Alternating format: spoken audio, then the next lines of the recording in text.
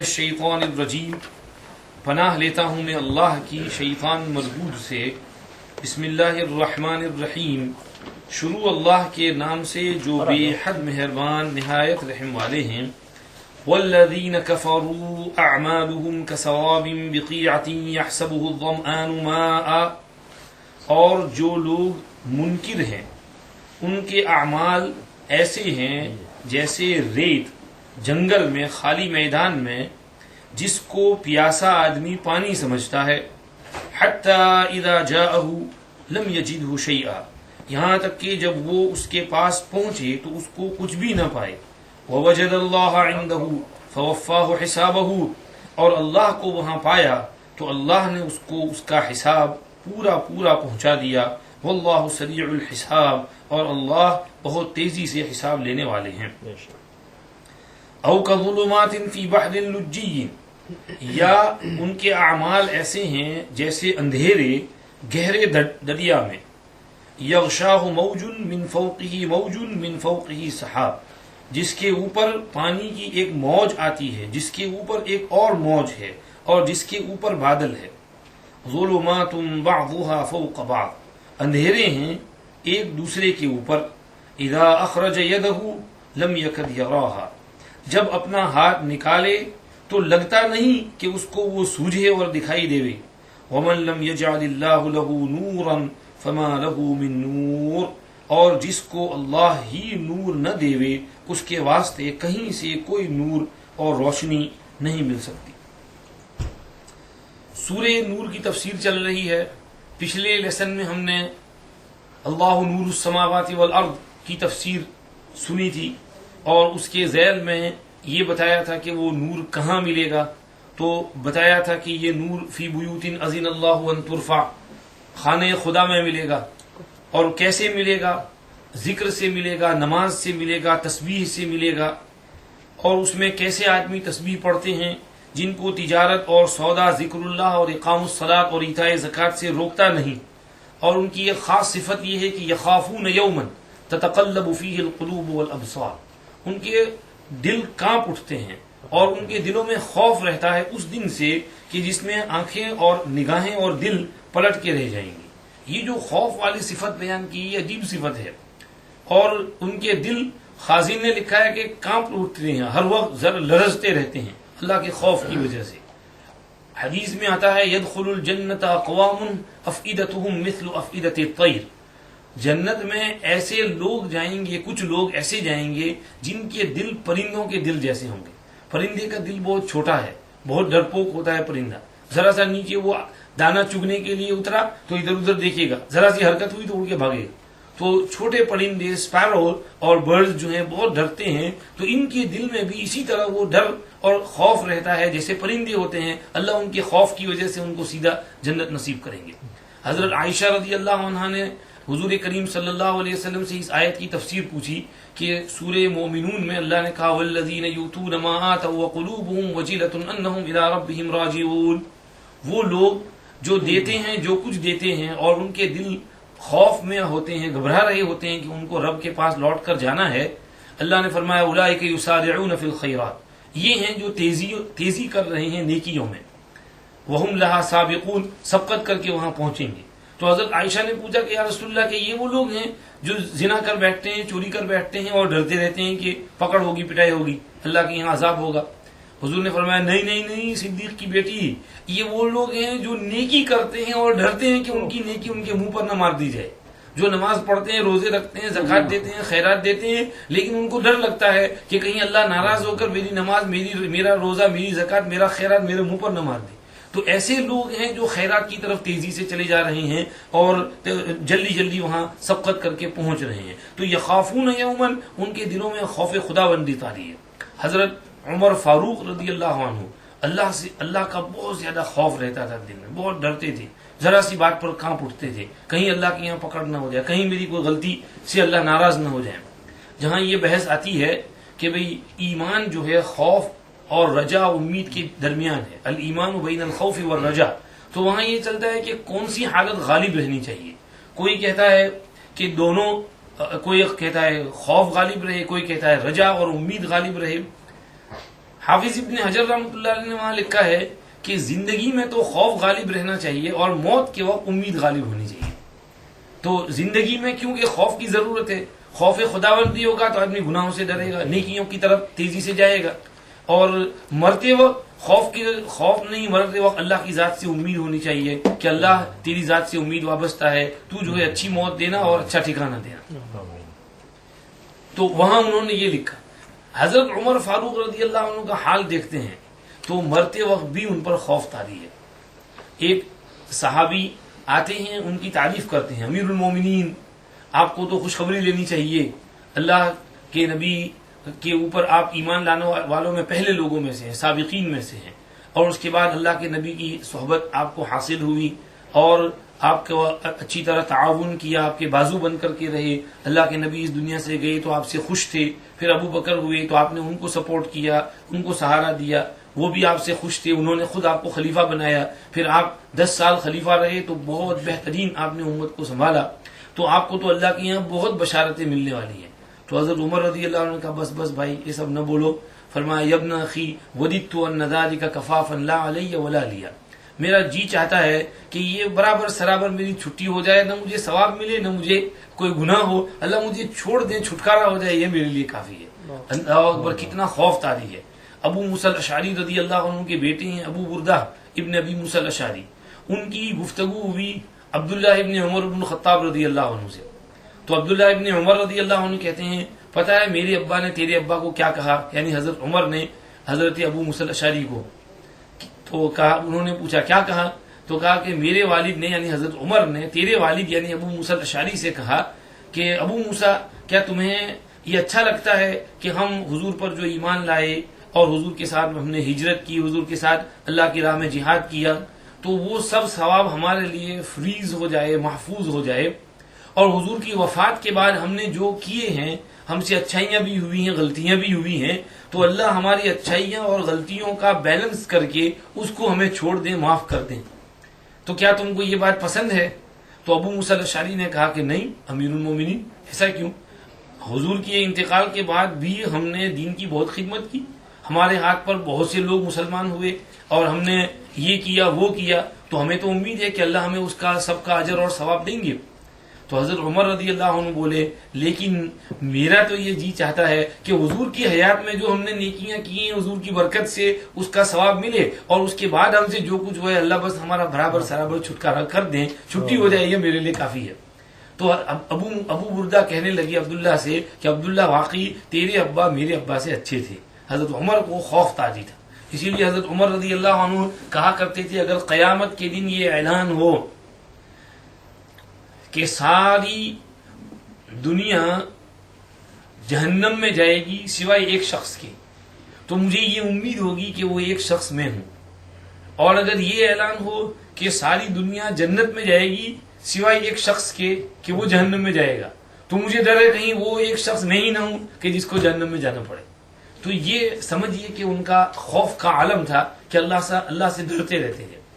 کسی نے خواب کے بعد ایک بزرگ کو مرنے کے بعد ایک بزرگ کو خواب میں دیکھا، ان سے پوچھا تمہارا کیا حال چال ہے؟ کہنے لگے الحمدللہ اللہ نے بہت نوازا، یہاں بہت اکرام کیا، بہت نعمتوں سے نوازا. تو پوچھا کہ محمد بن سیرین کا کیا حال ہے؟ تو انہوں نے جواب دیا ان کے تو بہت بلند درجات اللہ نے ان کو نصیب کیے. پھر پوچھا کہ حسن بصری، تو کہا کہ حسن بصری کا تو پوچھو ہی نہیں، وہ تو علیین میں ہے، اونچے فرشتوں کے ساتھ ہے. تو پوچھا ایسا کیوں، حالانکہ ہم تو سمجھتے تھے کہ محمد بن سیرین حسن بصری سے اچھے ہیں.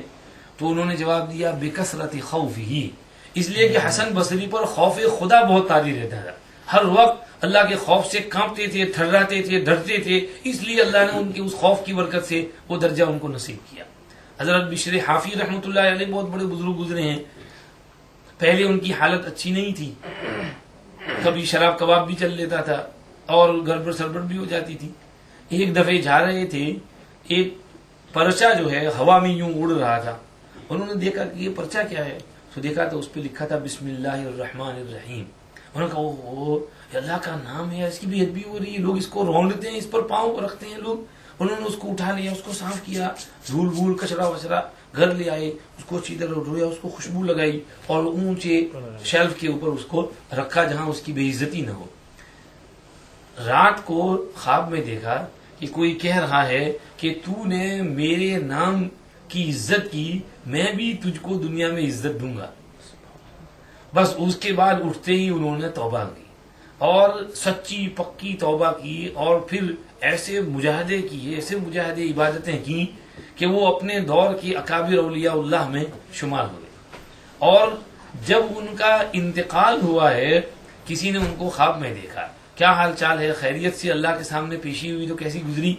تو فرمانے لگے الحمدللہ، اللہ نے وہ نعمتیں دی جس کا مجھ کو وہم گمان بھی نہیں تھا، اور اتنا دیا کہ مجھے شرم آنے لگی کہ میں تو اس کا لائق نہیں ہوں، اللہ میرے ساتھ اتنا سلوک فرما رہے ہیں، اتنا برتاؤ کر رہے ہیں. حتیٰ کہ اللہ نے میرے ساتھ یہ معاملہ کیا کہ میرے جنازے میں جتنے لوگ شریک ہوئے تھے سب کی اللہ نے مغفرت کر دی. تو یہ ان بزرگوں کا حال ہے، اللہ والوں کا، کہ جو اللہ سے اپنی لو لگائے رہتے ہیں. اللہ یہاں پر کہہ رہے ہیں کہ یہ بندے بھلے تجارت کرتے ہیں، سودا بھی کرتے ہیں، مگر ایک نماز ان کی نہیں چھوٹتی، زکوٰۃ میں ایک پیسہ آگے پیچھے نہیں کرتے، پوری زکوٰۃ دیتے ہیں، ذکر اللہ کا خوب کرتے ہیں، ان کے دل میں خوف طاری رہتا ہے، ہر وقت اللہ سے ڈرتے رہتے ہیں کہ اللہ کے پاس جانا ہے، حساب کتاب دینا ہے. تو اس لیے اللہ جل جلالہ وعم نوالہ ان بندوں سے بہت خوش، اور ان کے دل میں اللہ وہ نور رکھ دیتے ہیں کہ جس نور سے ان کو راہ حق جو ہے وہ نظر آتا رہتا ہے اور صحیح راہ پہ چلتے رہتے ہیں. اسی کو، چونکہ یہ ان کا اہل اللہ کا بزرگوں کا تذکرہ ہے، تو اسی کو اللہ نے وہ نور جن کو اللہ دیتے ہیں، اولیاء اللہ کو، صلحاء کو، اسی کو حضور پاک صلی اللہ علیہ وسلم نے ایک حدیث کے اندر فرمایا. حضرت، اچھی حدیث ہے، پوری سنا دیتا ہوں. حضرت معاذ بن جبل رضی اللہ عنہ مدینہ شریف میں روضہ رسول صلی اللہ علیہ وسلم کے پاس بیٹھے بیٹھے رو رہے تھے. حضرت عمر رضی اللہ عنہ وہاں سے گزرے تو حضرت عمر ان کے پاس بیٹھ گئے. پوچھا کہ معاذ کیوں روتے ہو؟ کہنے لگے میں نے سرکار دو عالم صلی اللہ علیہ وسلم کی کچھ باتیں سنی ہیں، وہ یاد آ رہی ہیں اور رلا رہی ہیں. میں نے آپ صلی اللہ علیہ وسلم کا ارشاد سنا ہے، ان یسیر الریاء شرکن، معمولی سا دکھاوا بھی شرک ہے. ذرا سا ادنا سا بھی شو آف نہیں ہونا چاہیے، معمولی سا شو آف دکھاوا بھی شرک ہے. کیونکہ اس عبادت میں آپ نے کسی دوسرے کو اللہ کا شریک کیا، جس کو شو آف کیا اس کو اللہ کے ساتھ شریک کیا، تو یہ شرک ہے. کسی کو دکھانے کے لیے کوئی عمل کرنا، تو دکھانے کے لیے نہ کرو، اللہ کے لیے عمل کرو. یہ ارشاد حضور کا سنا ہے. دوسرا ارشاد حضور کا سنا ہے، من عادى للہ ولیا فقد بارز اللہ بالمحاربہ. اللہ کے کسی ولی سے کوئی دشمنی مول لے تو اس نے اللہ کو میدان جنگ میں لڑائی کے لیے بلا لیا. اور جو اللہ کو کہے کہ ریسلنگ رنگ میں آ جاؤ، تو اللہ کے ساتے کوئی جیت سکتا ہے اس رنگ کے اندر؟ ہرگز نہیں. اس کی تو شکست ہی شکست. پھر اللہ کی طرف سے اس پر بلائیں، آفتیں، مصیبتیں اور تباہیاں اور ہلاکت آئے گی، جائے گا. اور سمجھیے کہ اللہ کے ولی سے، کسی بھی اللہ کے دوست سے دشمنی نہ کرنا. یہ حضور کے ارشاد سنا ہے. اور تیسری بات حضور کا ارشاد سنا ہے، ان اللہ تعالی یحب الابرار الاتقیاء الاخفیاء الذين اذا غابوا لم يتفقدوا واذا حضروا لم يدعوا قلوبهم مصابيح الهدى يخرجون من كل غبراء مظلمة. اللہ کو بہت محبت ہے ایسے بندوں سے جو نیک ہیں، تقوی والے ہیں، جو گمنام رہتے ہیں، چھپے رستم ہیں، جو کہیں غائب ہوں تو ڈھونڈے نہ جائیں، موجود ہوں تو بلائے نہ جائیں. ان کے دل ہدایت کے چراغ ہیں. جس طرح روشنی اور لینٹن اور سورج کی چمک، چاند کی روشنی لوگوں کو رستہ دکھاتی ہے، ان کے دل سورج اور چاند کی طرح چمکتے ہیں. وہ دوسروں کو بھی رستہ بتاتے ہیں، اور وہ ہر غبار آلود اندھیرے فتنے سے سہولت کے ساتھ نکل جاتے ہیں. بڑے بڑے فتنے بھی آئیں تو ان کے قلوب کے اوپر اس فتنے کا اثر نہیں پڑتا ہے، ان کا قلب جو ہے وہ محفوظ رہتا ہے. تو حضور نے اس میں بڑی پیاری بات کہی کہ اللہ کو بہت محبت کن بندوں سے؟ الابرار الاتقیاء الاخفیاء، جو بر ہیں، نیک ہیں، اور جو متقی، پرہیزگار، تقوی والے ہیں، خوف خدا والے ہیں. تقوی کا مین انگریڈینٹ ہی خوف خدا ہے. باقی انگریڈینٹ اس کے نیچے ہیں کہ ہر وقت انسان اللہ سے ڈرتا رہے. یہ پہلی چیز ہے، پہلا ریکوائرمنٹ ہے تقوی کے لیے. تو جو اللہ سے ڈرتے ہیں اور جو مخفی ہیں، گمنام ہیں، شہرت جوئی ان کو اچھی نہیں لگتی ہے، وہ نہیں چاہتے کہ نام، نمود، شہرت، نیم، فیم ان کو حاصل ہو. وہ چاہتے ہیں کہ ہم چھپے رستم رہیں، اپنے چپ چاپ سے اپنا کام کرتے رہیں. تو یہ مخفی رہنا پسند کرتے ہیں، اور اگر کہیں گئے ہوں تو ڈھونڈے نہ جائیں، موجود ہوں تو بلائے نہ جائیں. لیکن ایسے بندوں کا حال یہ ہے کہ ان کے قلب جو ہے مصابیح الہدا ہیں، جس طرح مصباح چراغ، ان کے قلب بھی نشے نہیں ہے کہ خود رستے پر چلتے ہیں، دوسروں کو بھی صحیح راہ پر اپنے ساتھ لے کر کے چلتے ہیں. اور یخرجون من کل غبراء مظلمہ، اپنے اس نور کی برکت سے ہر غبار آلود اندھیرے فتنے سے آسانی کے ساتھ نکل چلتے ہیں، اور ان کو اس فتنے کا اثر نہیں پڑتا ہے ان کے قلب کے اوپر. یہ سمجھیے کہ حضور نے ان کی صفت بیان فرمائی. تو سمجھیے کہ وہاں قلوبہم مصابیح الہدا حضور نے کہا، اور یہ کہا فتنے سے نکل آتے ہیں. ایک اور حدیث یہاں آ گئی، یاد آ گئی. حضرت حذیفہ رضی اللہ عنہ کہتے ہیں آپ صلی اللہ علیہ وسلم نے ہم کو 2 حدیثیں سنائی امانت کے سلسلے میں. اس میں آپ صلی اللہ علیہ وسلم نے یہ فرمایا کہ امانت جو ہے لوگوں کے قلوب کی تہ میں اللہ نے رکھ دی، جڑ کے اندر. جیسے درخت کا جڑیں ہوتی ہیں درخت کی، تو قلب کی جڑوں میں اللہ نے امانت داری رکھ دی. تو جو انسان پیدا ہوتا ہے اس میں امانت داری ہوتی ہے. اور پھر جو ہے جب وہ بڑا ہوتا ہے، ماحول کے اثرات پڑتے ہیں تو خیانت کی عادت پڑتی ہے، تو وہ خائن بننا شروع ہوتا ہے. تو فرمایا کہ یہ اس انسان ایک نیند سو جاتا ہے، یعنی ایک غفلت اس پر طاری ہوتی ہے، تو وہ امانت اس کے قلب سے نکلتی ہے. پھر دوسری بار اس پر غفلت طاری ہوتی ہے، یعنی خیانت کرتا ہے، کسی کے پیسے کھا گیا، کسی کی چیز کھا گیا، کسی کوئی چیز چرا لی، چوری کر لی، اور پیسہ دبا گیا، ہڑپ کر گیا، قرض لے کر کے نہیں دیا، تو امانت پھر اس کے قلب سے گئی. دھیرے دھیرے اس کا قلب جو ہے وہ بالکل امانت سے خالی ہو جاتا ہے، اور پھر وہ خیانت کرنے والا بن جاتا ہے. پھر وہ یہی چاہتا ہے کہ لوگوں کی چیزیں ہڑپ کرتا رہے، کھا جائے، کہ ہر ایک کا نقصان کرتا پھرے. یہ اس کے قلب کی حالت ہو جاتی ہے. دوسری بات آپ صلی اللہ علیہ وسلم نے فرمائی کہ قلوب کے اوپر فتنے جو ہیں وارد ہوتے ہیں.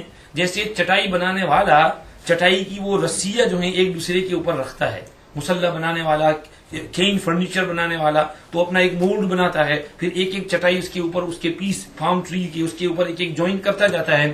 تو قلب کے اوپر بھی یکے بعد دیگرے فتنے طاری ہوں گے.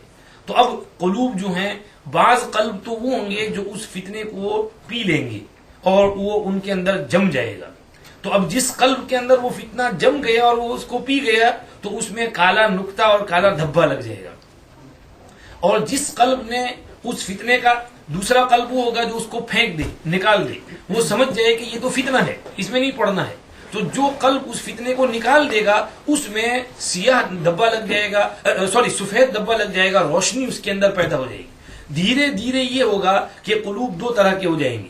بعض قلوب تو پورے کے پورے کالے ہو جائیں گے، بالکل اندھیرا، اور سمجھیے کہ جیسے کوئی پیالہ الٹا رکھ دے تو اس پیالے کے اندر نہ پانی بھر سکتے ہیں نہ کوئی اور چیز ڈال سکتے ہیں، تو وہ قلب بھی الٹا ہو جائے گا، اس کے اندر کوئی خیر اور کوئی بھلائی اور نہیں اتر سکے گی. اور دوسرے قلب وہ ہو جائیں گے جو بالکل سفید، نورانی، روشن اور اتنے مضبوط، جیسے پہاڑوں کے اوپر بڑی بڑی راکس اور چٹانیں ہوتی ہیں، ہزاروں سال سے وہاں پڑی ہیں لیکن وہ ہٹتی نہیں ہیں. بڑے بڑے سٹارمز آتے ہیں، ہوائیں آتی ہیں، طوفان آتے ہیں، لیکن وہ پتھر اپنی جگہ سے ہلتا نہیں ہے. تو یہ قلب بھی فتنوں کو جب دور کرتا رہے گا تو کرتے کرتے اس میں یہ صلاحیت پیدا ہو جائے گی کہ وہ اتنا مضبوط ہو جائے گا جیسے وہ چٹان، اور پھر اس پر فتنوں کا کوئی اثر نہیں ہوگا. اس کو حضور نے یہاں پر بھی کہا کہ یخرجون من کل غبراء مظلمۃ، کہ وہ نکل جاتے ہیں ہر غبار آلود اندھیرے والے فتنوں سے. اس کو یہاں کہا اللہ پاک نے کہ اللہ جب نور نصیب فرما دیتے ہیں تو نمازیں برابر ہوتی ہیں، زکوٰۃ برابر ادا ہوتی ہے، خوف خداوندی دل کے اندر آ جاتا ہے. اس پر اس بات کو اللہ نے ختم کیا. آگے اب تفسیر چلتی ہے. اللہ فرماتے ہیں ہاں یہ تو ان کا حال ہوا جن کے دلوں میں یہ چیز ہوتی ہے، اللہ ان کو ان کے اعمال کا اچھا بدلہ بھی دیں گے، مزید دیں گے اپنے فضل سے. اللہ جس کو چاہتے ہیں بے حساب رزق دیتے ہیں. لیکن آگے اور سنیے، والذین کفروا اعمالهم کسراب بقیعۃ یحسبہ الظمآن ماء. جو لوگ اللہ کو نہیں مانتے، ریجیکٹ کر دیتے ہیں، اللہ کی باتوں کو انکار کر دیتے ہیں. کفر یکفرو کے معنی یہی ہے، ریجیکٹ کرنا، ڈینائی کرنا، انکار کرنا اور نہ ماننا. جو نہیں مانتے ہیں، ضدی ہیں، ان کے اعمال ایسے ہیں جیسے کسراب بقیعۃ، جیسے سراب کسی چوڑے میدان میں. سراب کے معنی ریتی کے اوپر پانی جیسی لہریں اور موجیں جو دور سے دکھائی دیتی ہیں. یہ ہوتا یہ ہے کہ ایک طرف سے سورج کی تپش ہوتی ہے، دوسری طرف زمین کی ٹھنڈک ہوتی ہے کیونکہ اس کے نیچے پانی ہے، تو ان دونوں کے ٹکراؤ کی وجہ سے ایک طرح کی لہریں قائم ہو جاتی ہیں۔ موٹر کے اوپر گرم ملک میں ہم چلاتے ہیں تو دور ایسا لگتا ہے کہ یہ سیدھا راستہ ہے اور آگے پانی ہے تو گاڑی پانی میں چلی جائے گی، اور لیکن گاڑی تو سر راستے چلتی رہتی ہے، وہ سراب نکلتی جاتی ہے جس کو مراج کہتے ہیں۔ اور قیعۃ اور قاع المستوی من الارض، ہموار زمین کو کہتے ہیں۔ فَيَذَرُهَا قَاعًا صَفْصَفًا لَا تَرَىٰ فِيهَا عِوَجًا وَلَا أَمْتًا، سورہ طٰہٰ میں گزرا ہے، تو سیدھا ہموار میدان جہاں پہاڑیاں اور اونچ نیچ نہ ہو وہاں معراج نظر آتی ہے، تو سیدھا میدان ہے اور اس میں یہ سراب نظر آتی ہے۔ تو کافر کے اعمال ایسے ہیں جیسے کوئی سراب سیدھے چٹیل چوڑے میدان میں، يَحْسَبُهُ الظَّمْآنُ مَاءً، پیاسا آدمی اس کو پانی سمجھتا ہے، جی وہ سمجھتا ہے کہ سامنے پانی ملے گا، دوڑا دوڑا جاتا ہے۔ خاص طور پر ہمارے زمانے میں نہیں، اس زمانے میں جس میں اونٹوں کا سفر ہوتا تھا تو اس میں تو بہت دھوکہ ہوتا تھا، حالانکہ پانی دوسری طرف ہوتا تھا، وہ اس طرف چلے جاتے تھے، وہاں پانی نہیں ہوتا تھا، بےچارے پھر پیاسے مر جاتے تھے۔ تو جس کو پیاسا آدمی پانی سمجھے، یہاں تک کہ جب وہاں پہنچا تو وہاں کچھ بھی نہیں ہے اور وہاں اللہ کو پایا تو اللہ نے اس کو پورا حساب دے دیا، اور اللہ جلد حساب لینے والے ہیں۔ یہ کیا مطلب؟ اصل میں کلام تشبیہ ہے، تو اللہ نے وہ آدھی تشبیہ جو ہے اس کو حذف کر کے دوسرا جزو بیان کر دیا کہ اس سے پہلا جزو بھی سمجھ لو۔ یعنی کافر دو قسم کے ہیں، ایک تو وہ کافر جو دنیا میں کچھ نیک اعمال کرتے ہیں، سمجھتے ہیں کہ ہم اچھے کام کر رہے ہیں، جیسے وہ چیریٹی دیتے ہیں، عبادت کرتے ہیں، راہب ہیں، مونکس ہیں، گوشت نہیں کھاتے ہیں اور اچھے کپڑے نہیں پہنتے ہیں، شادی نہیں کرتے ہیں اور سمجھتے ہیں کہ ہم اچھے کام کر رہے ہیں، تو یہ ایک قسم کے کافر ہیں۔ اور دوسرے وہ جو بالکل کٹر ہیں، ظالم ہیں، ضدی ہیں، اناڑی ہیں، ایک نیکی کا کام نہیں کرتے، بخیل ہیں، ایک پیسہ کبھی چیریٹی میں نہیں دیتے، تو دوسری قسم کے کافر یہ ہیں۔ تو اللہ پاک نے دونوں کی مثال یہاں بیان کی۔ پہلے کی مثال تو اللہ نے یہ کہا کہ وہ لوگ سمجھتے ہیں کہ ہم بہت نیک ہیں، ہم صوفی ہیں، ہم اچھے کام کر رہے ہیں، ہم کو وہاں گاڈ کے پاس جائیں گے تو ہم کو بہت زیادہ وہاں ثواب اور ریوارڈ ملنے والا ہے، ہیون میں جائیں گے جنت ملے گی، ہم کو وہاں ریوارڈ ملے گا، یہ سمجھ کر کے وہ کام کرتے ہیں۔ تو ان کی مثال تو یہاں بیان کی کہ جیسے وہ سمجھے کہ وہاں ملے گا کچھ جا کر، لیکن ان کے لیے وہاں پانی نہیں ہے، وہاں سراب ہے، میراج ہے، وہاں جائیں گے تو کچھ بھی نہیں ملے گا، وہاں کون ہوگا؟ اللہ ہوں گے۔ یعنی کہاں؟ وہ چوڑے میدان سے مراد میدان حشر۔ جب میدان حشر میں اللہ کے پاس آئیں گے تو جس کو انہوں نے پانی سمجھا تھا، یعنی ثواب اور ریوارڈ سمجھا تھا، وہ ثواب ریوارڈ نہیں بلکہ وہ تو میراج ہے، وہ غلطی تھی ان کی۔ جس طرح اس مسافر کو غلطی ہوئی کہ اس نے میراج کو پانی سمجھ لیا، تو اس کو بھی غلطی ہوئی کہ اس نے وہاں عذاب کو ثواب سمجھ لیا، تو وہاں گیا تو پتہ چلا کہ یہ تو ثواب نہیں، تو عذاب ہے۔ اور اس کی وجہ کیا ہے؟ عقیدے کی غلطی۔ اللہ پاک نے اس کو، ان کافروں کے احوال کو سورہ هل اتاک حدیث الغاشیہ میں بیان کیا۔ وجوہ یومئذ خاشعہ عاملۃ ناصبہ تصلی نارا حامیہ، کچھ چہرے اس دن ایسے ہوں گے جو دبے ہوئے جھکے ہوئے آئیں گے، اور عاملۃ ناصبہ، دنیا میں انہوں نے بڑی محنتیں کی، بڑے تھک کر کے آئے، دنیا میں بھی انہوں نے سمجھیے کہ بہت عبادتیں کی، ہر وقت مونسٹری میں رہے، چرچ میں رہے، کہ وہ مندر میں رہے، کہ عبادت گاہ میں رہے، اپنی اپنی جگہوں کے اوپر بہت عبادتیں کی، بہت یہ انہوں نے سمجھا کیا، لیکن تصلی نارا حامیہ، وہاں جائیں گے گرم گرم بھڑکتی ہوئی آگ میں، اور تسقى من عین آنیہ لیس لهم طعام الا من ضریع لا یسمن ولا یغنی من جوع۔ آگے پھر وجوہ یومئذ ناعمہ لسعیہا راضیہ فی جنت عالیہ لا تسمع فیہا لاغیہ فیہا عین جاریہ۔ متقابل اللہ نے بیان کیا کہ دوسرے چہرے اس دن بڑی نعمت اور مزے کے اندر ہوں گے اور اپنی محنت پر خوش ہوں گے، لسعیہا راضیہ، اور وہاں پر خوشی آئیں گے اور ان کے لیے یہ نعمتیں ملیں گی جو اللہ نے آگے بیان کی ہیں۔ اسی طرح سورہ کہف کے اندر اللہ جل جلالہ و عم نوالہ کے ارشاد سورہ کہف کے آخری رکوع میں 16واں سپارہ تیسرا رکوع، اللہ فرماتے ہیں افحسب الذین کفروا ان یتخذوا عبادی من دونی اولیاء انا اعتدنا جہنم للکافرین نزلا۔ آگے کیا فرمایا؟ قل هل ننبئکم بالاخسرین اعمالا، میں تم کو بتاؤں کہ سب سے زیادہ خسارے میں کون ہیں عمل کے اعتبار سے؟ الذین ضل سعیہم فی الحیاۃ الدنیا وهم یحسبون انہم یحسنون صنعا، جن کی دنیا کی ساری محنت بیکار گئی. وہ سمجھتے رہے کہ ہم اچھا کام کر رہے ہیں، لیکن یہاں اگر پتا چلا کہ وہ ساری محنت تو بیکار تھی، ہماری کچھ بھی کام نہیں ہے، ہاتھ نہیں لگا، محنت بیکار گئی. اللہ پاک اس کو کہہ رہے ہیں کہ اعمالهم کسراب بقیۃ، انہوں نے بھلے وہ چیریٹیاں دی تھی، وہ نیک کام کیے تھے، لیکن یاد رہے کہ اللہ کے یہاں کسی بھی نیکی کے قبول ہونے کے لیے پری ریکویزٹ شرط اور کنڈیشن جو ہے وہ کیا ہے؟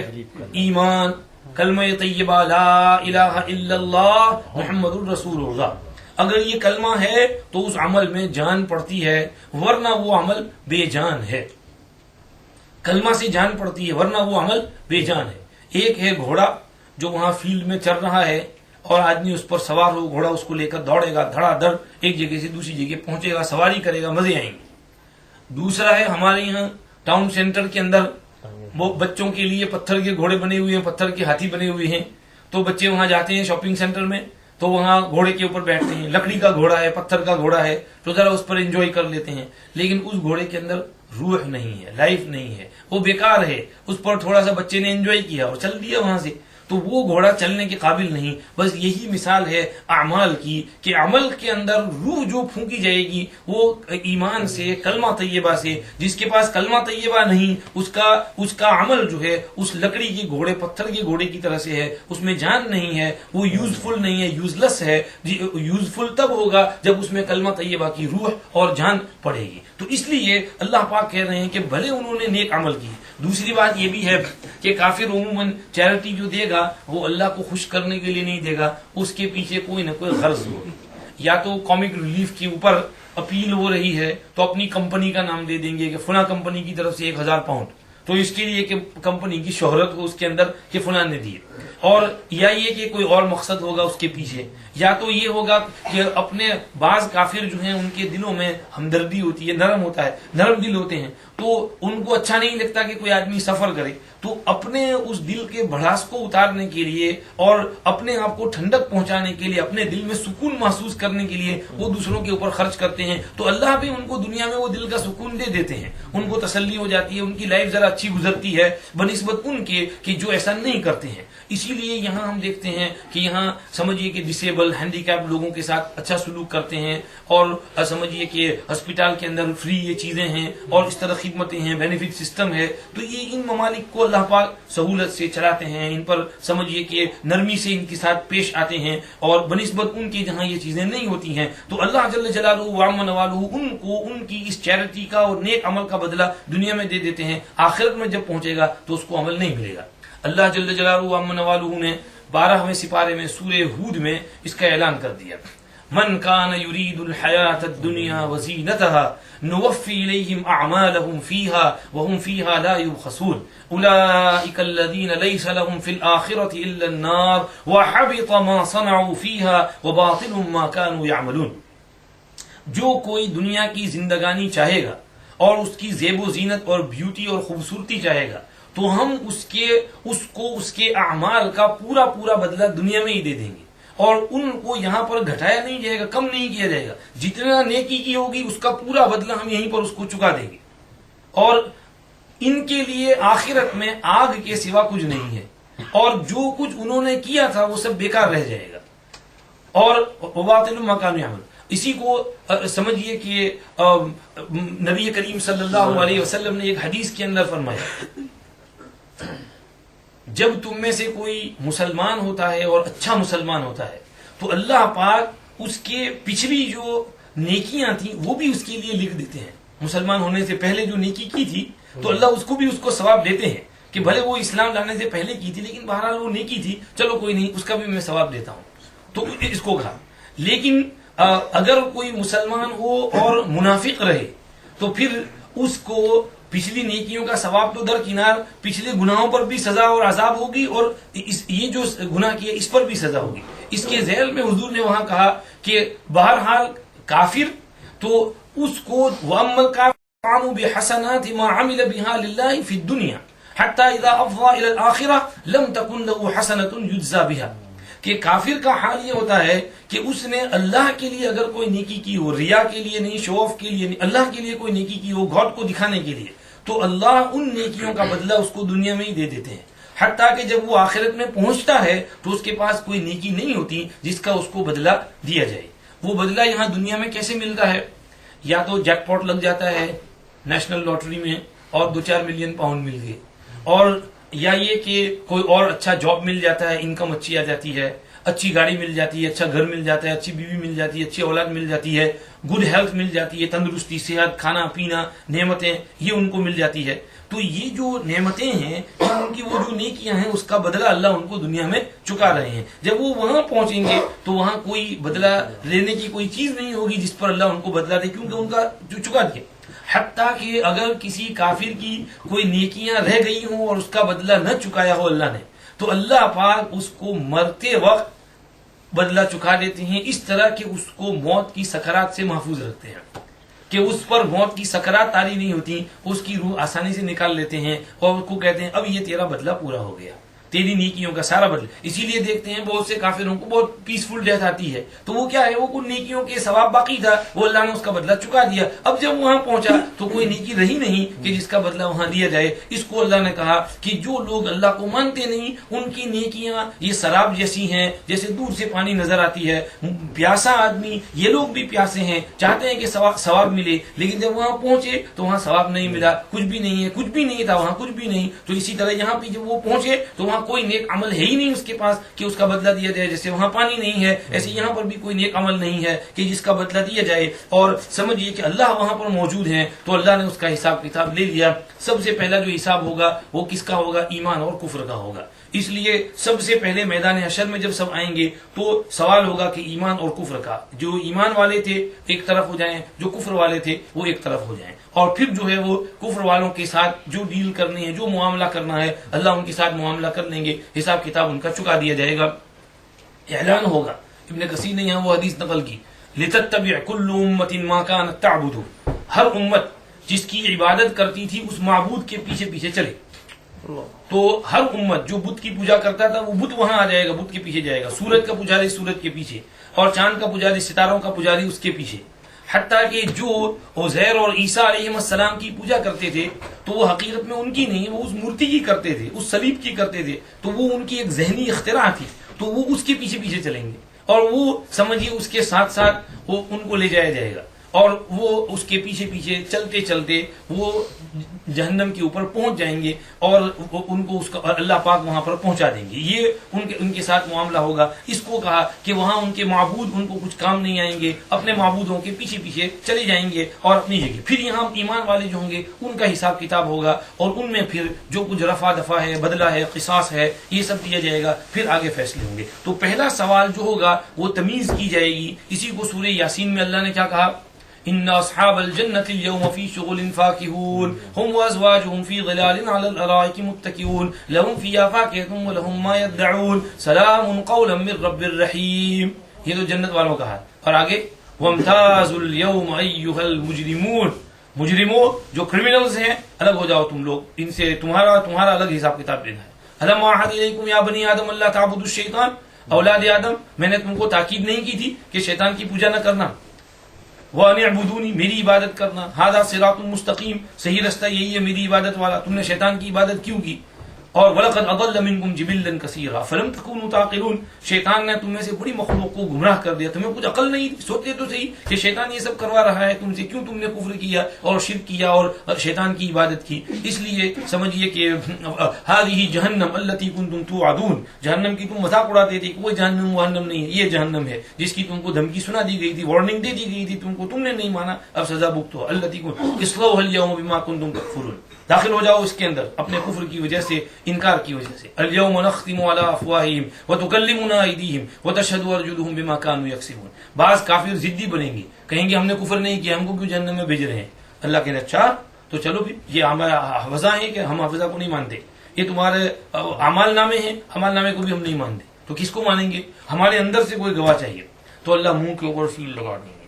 اور وتكلمنا ايديهم وتشهد ارجلهم بما كانوا يكسبون، ہاتھ بولے گا، پاؤں بولیں گے کہ ہم نے یہ اعمال کیے تھے.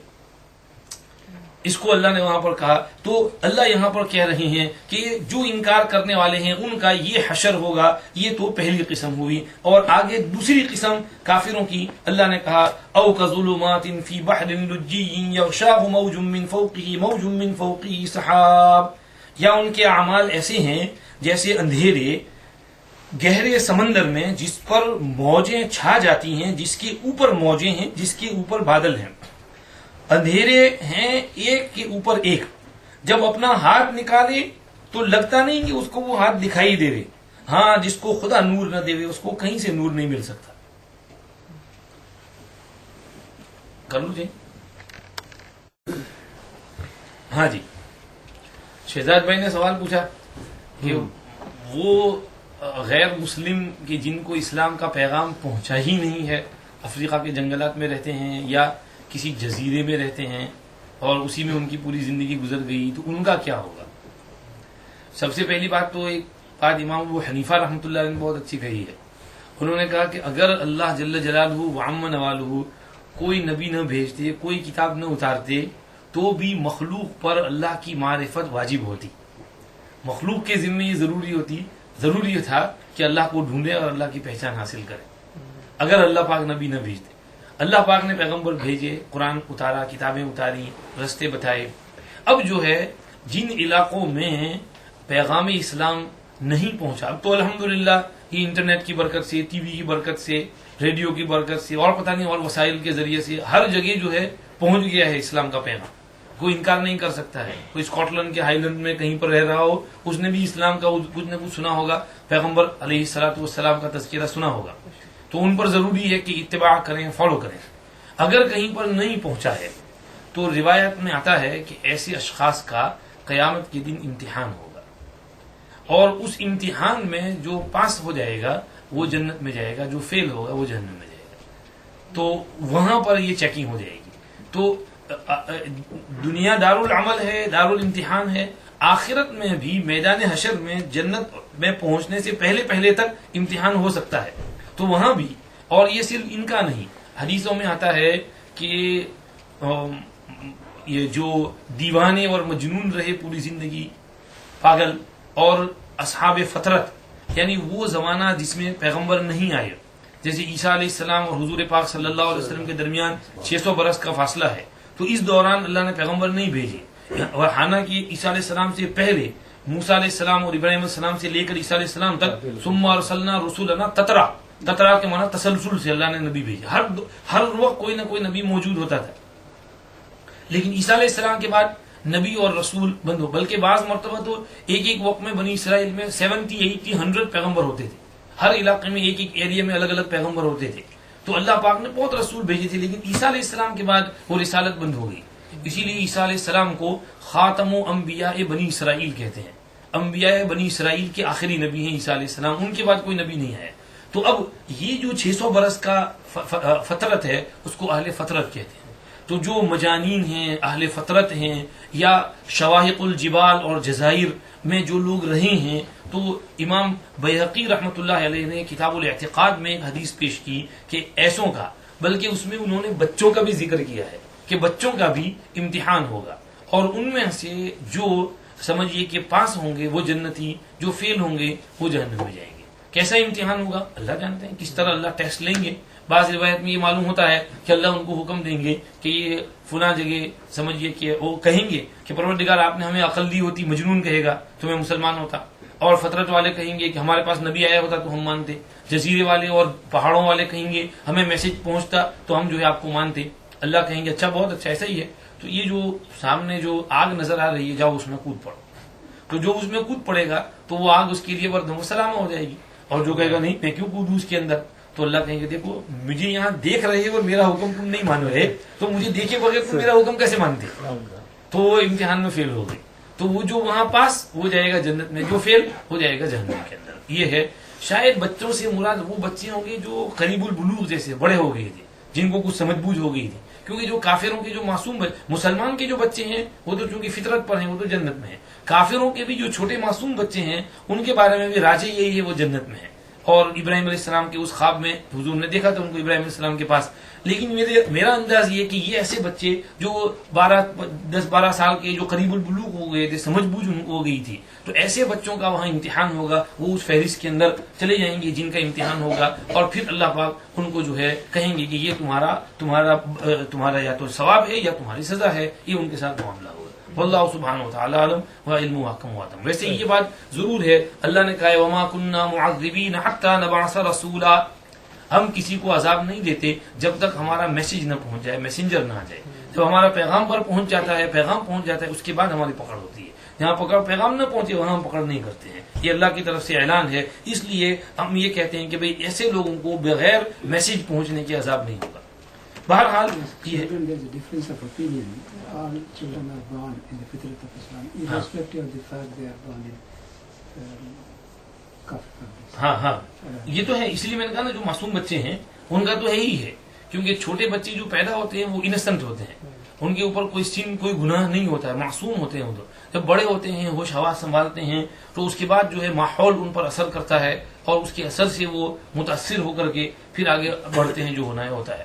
بہرحال آگے او کظلمات فی بحر لجی, یا جیسے اندھیرے گہرے سمندر میں جس پر چڑھ آتی ہے موجیں, جس کے اوپر ایک موج اور جس کے اوپر بادل. اللہ پاک یہاں دوسرے کافروں کی مثال بیان کرتے ہیں کہ جو سر سے لے کر پاؤں تک دنیا کے مزوں میں شہوات میں غرق ہیں, کفر اور جہل, ظلم اور عصیان کے اندھیروں میں پڑے ہوئے ہیں, اور اسی میں ہر وقت غوطہ لگاتے رہتے ہیں, قلع بازیاں کھاتے رہتے ہیں. تو ان کی مثال اللہ یہاں دے رہے ہیں کہ یہ جو کافر ہیں ہر وقت ظالمانہ حرکتیں, کفر اور شرک اور کوئی نیکی کا کام نہیں, ایسے لوگوں کے اعمال ایسے ہیں جیسے ظلمات فی بحر لجی. بحر لجی ڈیپ اوشن, بہت گہرا سمندر, اور جہاں گہرا سمندر ہو تو اس میں پانی ذرا رف ہو جائے تو اس میں موجوں پر موجیں آتی ہیں. ہم ابھی گیانا جا کر آئے تو وہاں پر وہ سمندر پار کرنا ہو تو یہ لوگ دیکھتے ہیں سمندر کے پاس جا کر پانی کام ہو تو اسپیڈ بوٹ چلاتے ہیں, ورنہ وہ کہتے ہیں پانی مطلب پانی ابھی رف ہے, ابھی نہیں جانا ہے, کیونکہ رف پانی میں جب اسپیڈ بوٹ چلاتے ہیں تو دھڑا دھڑ اچھلتی ہے, کودتی ہے, اور اسپیڈ بوٹ کے الٹ جانے کا خطرہ رہتا ہے.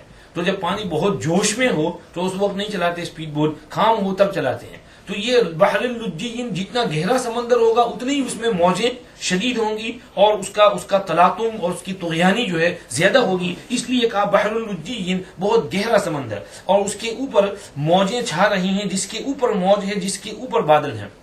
تو سمندر میں موجیں آ گئیں اور کشتی سے ٹکرانے لگی, تو ایک موج, اس کے پیچھے دوسری موج, اور اس کے اوپر سے بادل.